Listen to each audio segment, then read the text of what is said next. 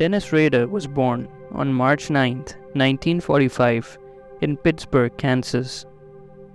He was the fourth of four sons born to William and Dorothy Rader.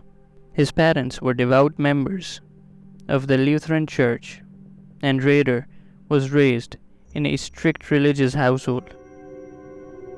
Both parents worked long hours and paid little attention to their children at home.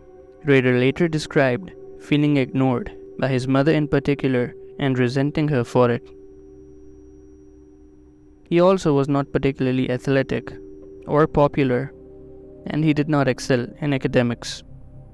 However, he was a member of the Boy Scout and was awarded the Eagle Scout rank. After graduating from high school in 1963, Rader joined the United States Air Force, where he served for a few years. After leaving the Air Force in 1970, Rader returned to Wichita and enrolled at the Wichita State University. He studied criminal justice and graduated with a bachelor's degree in 1973. In 1971, Rader married Paula Dietz. They had two children together, a son, Brian, and a daughter, Kerry. He also worked a variety of jobs throughout his life, including as a mechanic, a security officer, and a compliance officer. He was also active in his church and served as a Boy Scout leader. From a young age, Rader harbored sadistic sexual fantasies about torturing trapped and helpless women.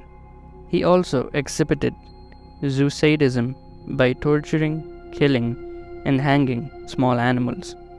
He later claimed that as a youth he had killed animals and developed violent sexual fantasies that involved bondage. He often spied on female neighbors while dressed in women's clothing. He would also steal women's underwear and masturbate with ropes and other bindings around his arms and neck.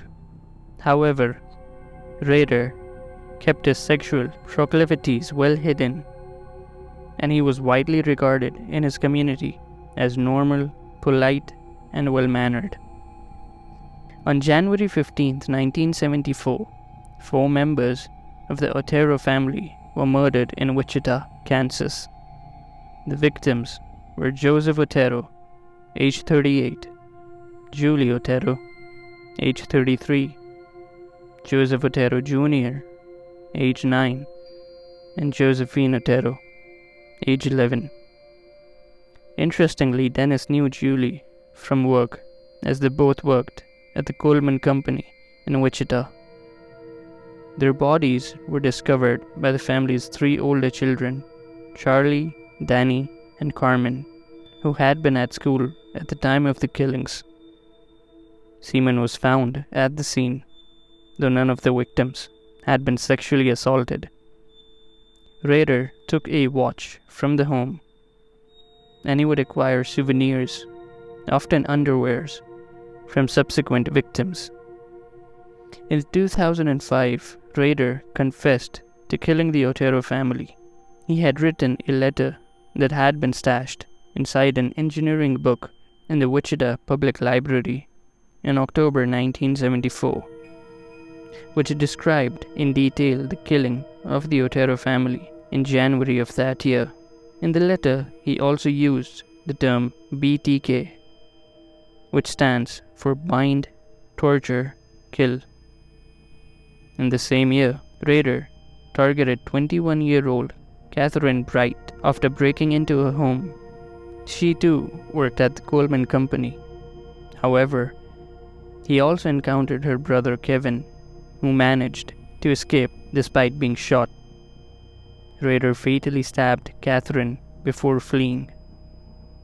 He stabbed her a total of 11 times. It was also around this time where he would work for the ADT security service, installing alarm systems.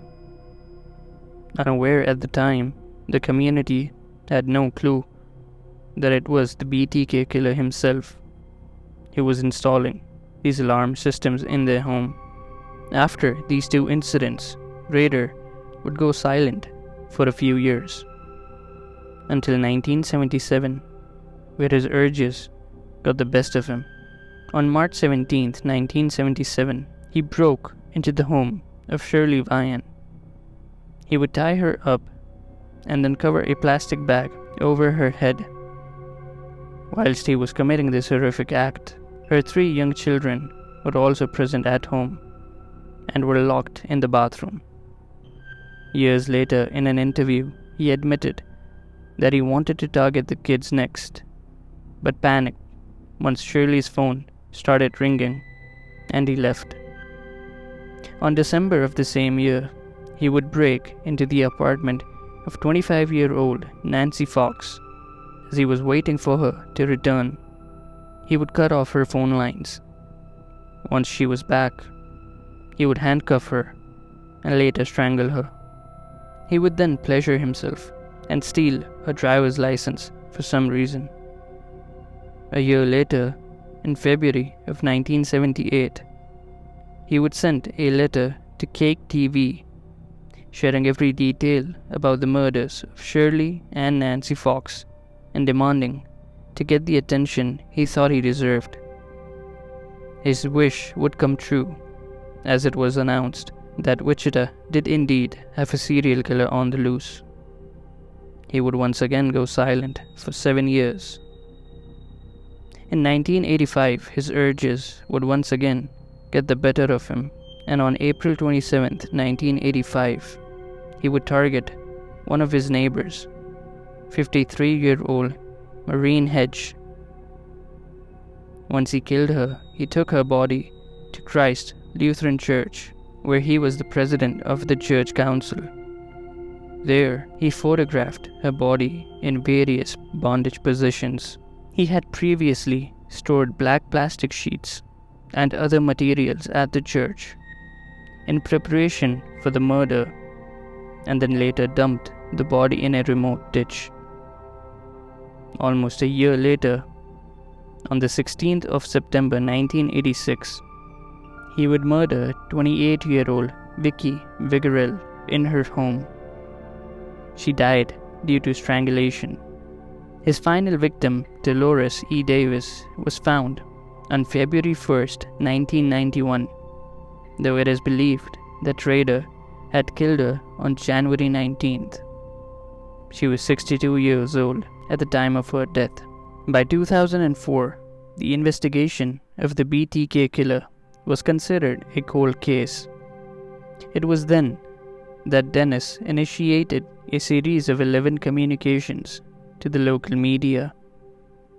The fact that for so long the authorities weren't able to capture the BTK killer made him very cocky and arrogant.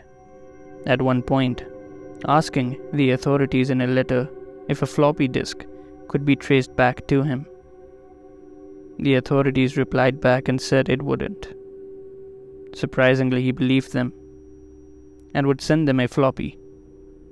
This activity led directly to his arrest on the 25th of February 2005.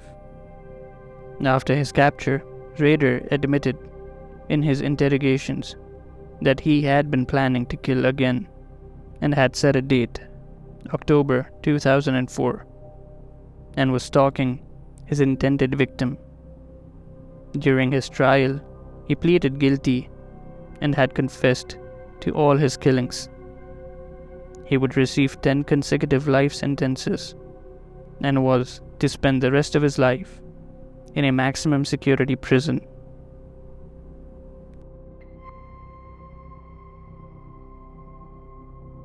Well, folks, that was the end of the case file. Hope you did find the video interesting. If you've made it this far, I would genuinely appreciate it if you would give this video a like, and if you haven't yet, subscribe to the channel, as it would really help me. Until next time, take care of yourselves and your loved ones, and please be safe. Peace.